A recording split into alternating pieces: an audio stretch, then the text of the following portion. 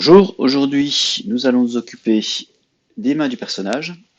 Donc notre personnage est quasiment complet, hein, il nous manque les mains. Donc comme pour les bras, nous allons créer d'abord la main droite et nous la dupliquerons. Donc cette main droite, elle va être faite par association de trois objets simples, un cylindre, un tube et une boîte. Comme pour les activités précédentes, eh bien, on va travailler les maillages pour réussir à avoir un maillage régulier unique. Et ensuite, eh bien, on dupliquera la main, donc qui sera à droite vers la gauche, pour pouvoir finaliser notre personnage. Donc, pour pouvoir créer notre main, on va commencer par faire un cylindre qui va représenter le poignet. Donc, dans la vue de face, ici, je vais faire un petit cylindre. Voilà, dont les dimensions sont dans l'énoncé. Alors, il est petit, il fait 1,39 de rayon et moins 1,6 ouais, pour qu'il soit vers l'arrière de long. Et puis, donc, subdivision sur la hauteur 1, sur le dessus 1, et sur le pourtour 24. D'accord, donc suivez bien ces trois valeurs. Je vais le nommer hand right. C'est cet objet-là qui va recevoir étape par étape les autres éléments. Donc on peut le nommer dès maintenant. Pour le placement, on va le placer temporairement en moins 10, moins 7,92, 1,7. Ensuite, donc, on fait la partie plus principale de la main, la pince. Donc, on va créer un tube que l'on va évider. Donc, le tube, c'est une sorte de cylindre creux. Voilà. Donc, les dimensions 2,5 pour le rayon extérieur, 1,6 pour le rayon intérieur, 4,4 pour la hauteur. Et les subdivisions, donc on va mettre trois subdivisions sur la hauteur.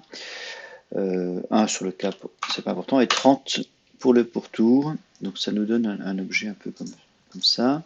Donc je place le tube en moins 10, moins 10, 0, et il vient s'aligner exactement voilà, avec les coins de mon cylindre. Bon, les dimensions et les positions du cylindre, je les avais choisies pour justement obtenir cet alignement. Donc là pour l'instant on a encore un tube qui est fermé. On va l'ouvrir pour faire un effet de pince. Donc je vais l'ouvrir entre 135 degrés et moins 135 pour obtenir comme ça une pince. Donc il me reste maintenant à utiliser une boîte pour essayer d'affiner un peu cette pince qui est un peu trop fermée. Donc ce que je vais faire, c'est que je vais utiliser une boîte.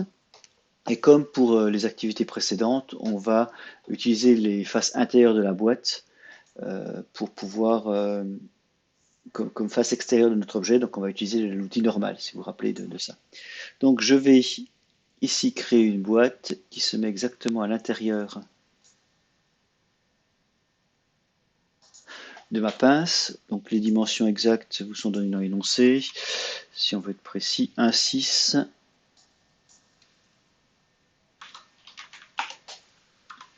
3,2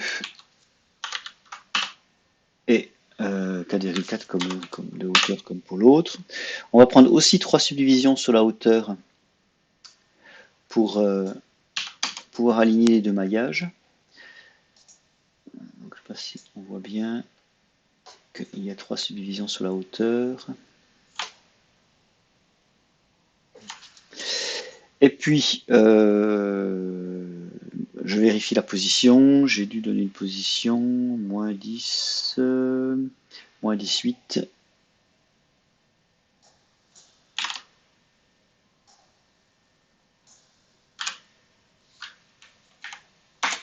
Et 0.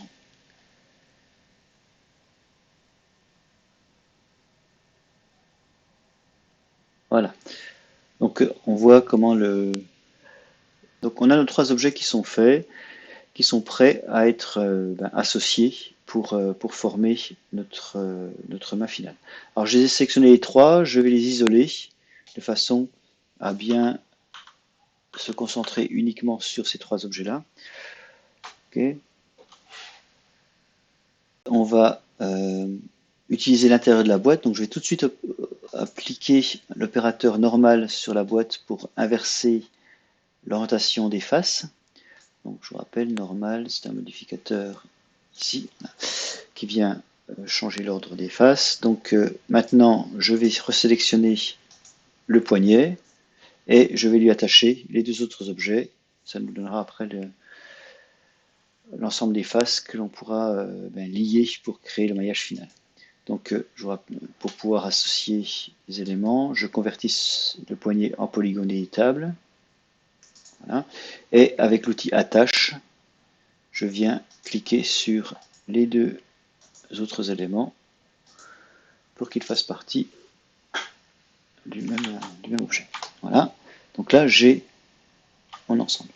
Donc, je vais nettoyer un petit peu ce maillage. Donc, nettoyer dans le sens où je vais enlever les faces qui me paraissent inutiles. Donc, si on sélectionne ici en mode face toutes les faces qui sont ici, donc les faces intérieures du cube ne m'intéressent pas. Celles qui m'intéressent, c'est celles qui sont à l'intérieur, on imagine.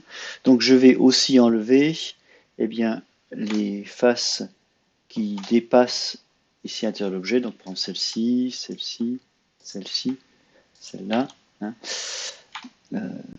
puisque elles ne seront pas conservées. Alors peut-être qu'en vue de dessus, je peux faire les choses plus rapidement. Donc si vous mettez en vue de dessus, on peut voir directement que je peux sélectionner toutes les faces qui sont ici, les enlever. Bon, je regarde quand même en vue 3D si je n'ai pas fait de bêtises. Mais ouais, il y a encore un petit peu. Ouais, ici, on voit qu'elles sont en double. J'enlève celle-ci et là. Donc, je dois aller jusqu'à atteindre à peu près exactement le milieu de mon tube. Comme ça. Ici, voilà. Est-ce que j'ai pareil en face? Alors, je vérifie que j'ai pas de facettes qui restent. Mais ça, c'est pas mal. J'ai mon maillage qui a été nettoyé, c'est-à-dire j'ai enlevé les faces, encore un petit peu ici, j'ai enlevé les faces qui sont trop. En gros, qui faisaient partie d'objets dont je ne veux pas garder le maillage. Voilà, donc cette fois-ci, il faut que je pense que mes facettes proviennent de deux objets différents. Donc j'ai une chose à faire, c'est fusionner les sommets des objets d'origine différente. Donc si je sélectionne, vous voyez les points qui sont là. C'est-à-dire les points qui sont à la verticale du contact entre ma boîte et le tube. J'ai des points ici qui sont en double. D'ailleurs, si je regarde, il me dit 16 points, alors que j'en vois que 4 d'un côté, 4 de l'autre, je vais en avoir que 8. Donc je vais utiliser le weld, donc la fusion. Alors je vais descendre le seuil pour qu'il soit quand même séparé. Et on voit qu'en supprimant le seuil, en baissant le seuil, je passe de 272 à 264 points. Donc il est bien capable de me connecter, de me transformer les deux points de chaque groupe en un seul. Donc je valide. Voilà. Donc maintenant en mode arrête, je vais fermer l'extrémité de la pince en sélectionnant donc les sommets qui sont ici en utilisant le bridge. J'ai pris les sommets de l'extrémité de la boîte et l'extrémité de mon tube et j'ai fait un bridge, je valide et je fais la même chose de l'autre côté. Toc, toc, toc, toc. Ah, je crois que j'ai pas sélectionné les bons, je recommence. Cette arête là avec celle-ci, cette arête là avec celle-ci et cette arête là avec celle-ci. En faisant contrôle, on ajoute les arêtes et on peut en un seul une seule action de bridge tout lier. Voilà. Ensuite, je n'ai plus qu'à fermer le haut et le bas. Alors, je ne vais pas fermer avec un cap comme on le faisait précédemment parce que tout à l'heure, je vais déformer un petit peu cette zone-là pour l'arrondir. Donc, il vaut mieux avoir une subdivision avec un maillage. Donc, ce que je vais faire, Je vais faire un petit maillage. Alors, je vais associer cette arête-là avec celle-ci. Hop. Ah, je l'ai pas eu. Cette arête-là avec celle-ci, voilà. Excusez-moi, je suis sur contrôle. Je n'étais pas sur contrôle, j'étais sur Alt. Non, je recommence. Je vais mettre celle-ci avec celle-là. Hop, voilà, pour faire un arrondi. Plus. Après, celle-ci avec celle-là. Plus. Et enfin, celle-ci avec celle-ci pour avoir des petites facettes. Je recommence de l'autre côté. Donc comme ça, vous pouvez bien voir l'opération. Donc je prends l'arête qui est placée à l'extrémité ici de mon arc, j'en saute une avec celle du bord qui est plus loin. Je recommence pareil. Et enfin la dernière, eh bien, je prends deux arêtes opposées pour clore, pour fermer.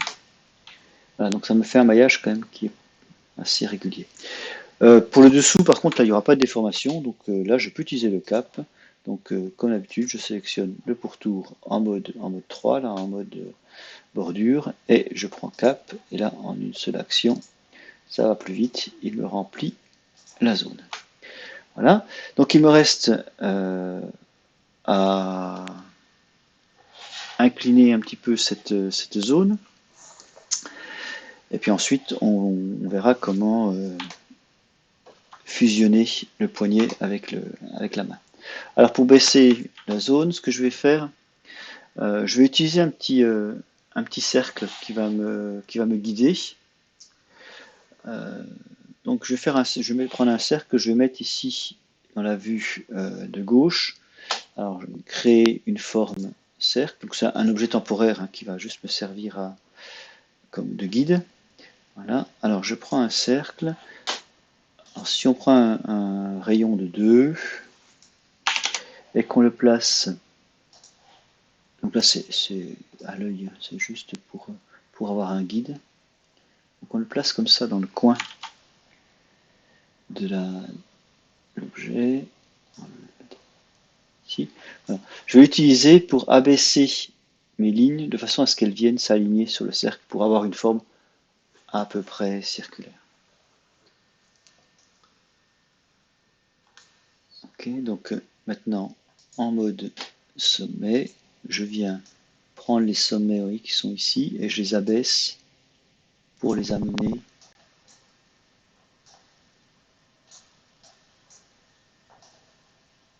sur l'arrondi.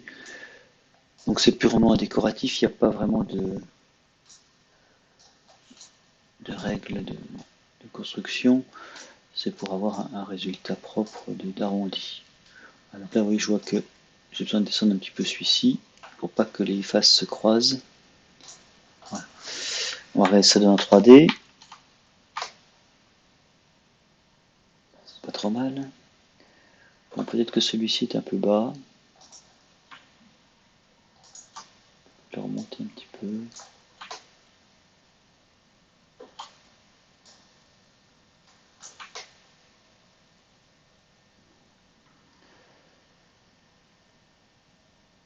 Ok.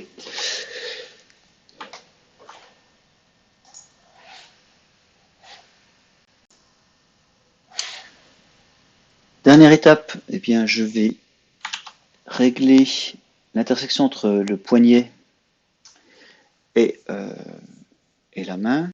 Donc là, c'est un petit peu plus complexe. Le problème, c'est qu'on a une zone arrondie qui rejoint une zone droite. Donc si je fais un zoom là sur ma partie du dessus, sur ma vue du dessus, on se rend compte que eh bien, mes sommets qui sont ici, qui font partie de mon cylindre, eh bien, ils devraient être alignés avec l'arrondi ici du poignet, de façon à pouvoir faire un maillage bien régulier. Donc ce que je vais faire, je vais les prendre, je vais les sélectionner et je vais les reculer. Alors la translation étant la même à gauche et à droite, je peux travailler par paire. Vous voyez, donc avec la touche CTRL, je sélectionne les points de part et d'autre de mon milieu et je viens les décaler pour les aligner avec la position du cylindre extérieur du tube. Hop, bon, ça se fait assez vite. Alors j'ai encore un qui est plus discret, mais je vais le faire aussi. Ici, ici il y a celui-là, avec celui-là, donc toujours avec la touche contrôle. Hop, et je les déplace tout doucement. Voilà. Voilà. Donc si je reviens en mode 3D, ce coup-ci, ce qui se passe, c'est que là, cette fois-ci, les points du cylindre suivent le pourtour du tube. Donc on est prêt à faire un maillage beaucoup plus régulier, puisque on aura vraiment des faces planes aux intersections entre nos deux maillages. Alors, qu'est-ce qu'il me reste à préparer pour pouvoir bien faire ce maillage? Ici, il me reste une petite chose à faire. Alors, je vais le voir en vue de côté. Si on regarde la vue de côté qui est là, on s'aperçoit que j'ai un maillage ici, une séparation. Il serait pratique bien, de la lier avec celle-ci. Donc, je vais la remonter pour la mettre à la même hauteur. Alors, je peux y aller un peu à l'œil. Je peux aussi vous dire que c'est 1,7 la hauteur qui va bien. Parce que c'est la hauteur du cylindre tout à l'heure. Et de même, je vais prendre quelques points ici et je vais les remonter. Attention, il ne faut pas prendre celui-ci. Je vais les remonter pour pas qu'il gêne mon maillage. Voilà, un peu plus haut ici. Hop, comme ça. Voilà, donc j'ai fait un petit décrochement. Maintenant, on voit bien comment est-ce que nos maillages vont pouvoir se construire. On voit bien que ici, je vais remplacer les faces qui sont là par une seule face quadrilatère. Alors, mode 4, je sélectionne cette face-là, je l'enlève. Je sélectionne toutes les faces qui sont à l'intérieur ici, je l'enlève. Et je pense aussi enlever la face qui est à l'extrémité de mon tube. Donc j'enlève toutes ces faces de façon à dégager eh bien, une zone autour de mon cylindre qui va me permettre maintenant de faire mon maillage. Et donc pour la suite, ben, c'est classique. Hein. Mode 2, on fait un pont. Hop, entre là et là. Bridge. Toc. Donc le bridge, vous voyez qu'il est bien plat puisque j'ai réglé mes positions avant. Donc je peux tisser tranquillement mon maillage à gauche, pareil à droite.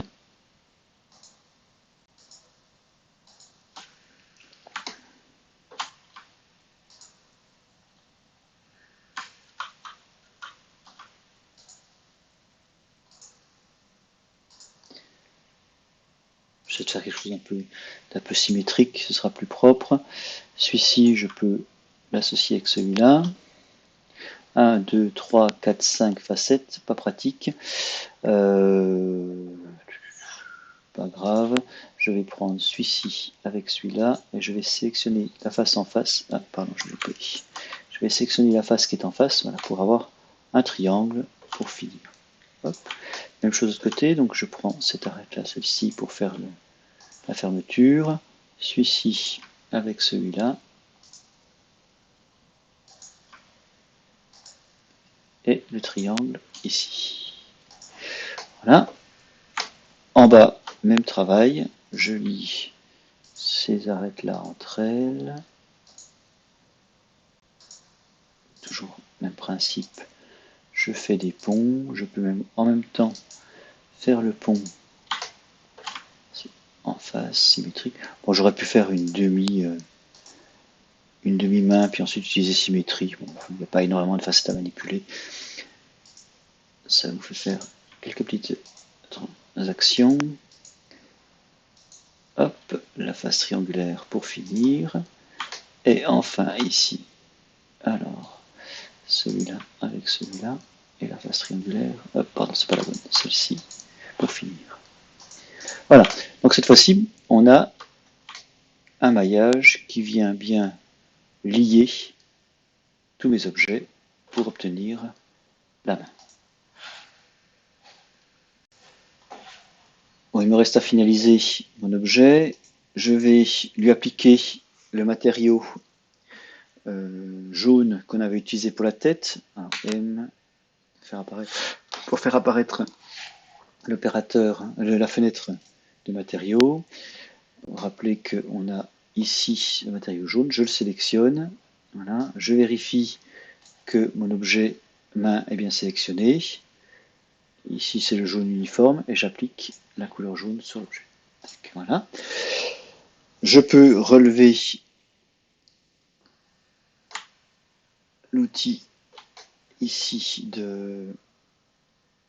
d'isolement. Je peux supprimer mon cercle qui ne me sert plus à rien. Et maintenant, dans la vue de gauche, eh bien, je vais venir aligner les deux objets. Donc, on va déplacer le pivot en bout d'objet. Donc, pour ça, je vais prendre hiérarchie, affecter pivot lit.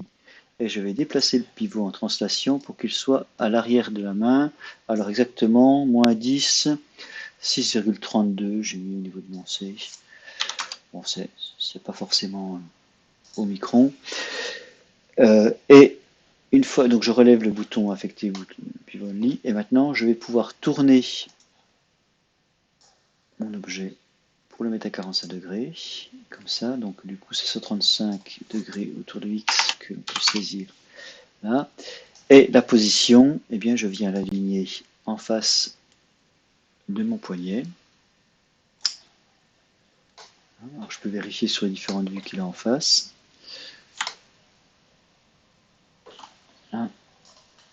Hop, et j'ai dû donner des coordonnées, ouais, 9,6, moins 9,6 pour le premier, moins 3,5 pour Y, et 1,5 pour Z. Ah, alors dans ce cas-là, c'est pas super. Bon, je vais un peu adapter. Peut-être que le bras est un peu long sur celui-ci par rapport à ce que j'avais dans l'exemple. Je vais juste le déplacer un petit peu. Le principe, c'est d'avoir la main au bout du bras. Donc ici, par exemple, sur mon exemple, je vais le mettre à peu près ici. Donc lui, il a un 9,6. Ouais, il est en 4,2. Et puis 0,19. C'est pas au millimètre non plus. Là, ce qui est important, c'est qu'il soit bien à 45 degrés. Et puis vérifier qu'il soit à peu près centré. On peut peut-être le décaler un petit peu à gauche, ici. Et en hauteur, c'est pas mal. C'est pas mal. Voilà. Bon, par contre, j'ai mis moins 9,7 ici. Moi. Je suis un peu plus décalé. Alors ça va avoir un effet parce que... Enfin, c'est un effet. Disons que quand on va faire la symétrie, il faut regarder le X. Parce que pour la symétrie, il faudra doubler ce X pour avoir le décalage pour la deuxième main. Donc ici, j'ai moins 9,7. Donc je vais faire ma seconde main en utilisant l'opérateur mirror. Alors, mirror, il est ici. Toc, voilà. Je fais une transformation géométrique. Je vais t'expliquer que ça posait problème sinon en transforme. Donc 9,7 fois 2, donc ça fait 19,4. Et je fais une copie, voilà, que je vais valider et nommer end left. Voilà. Et voilà mon personnage avec ses mains en place.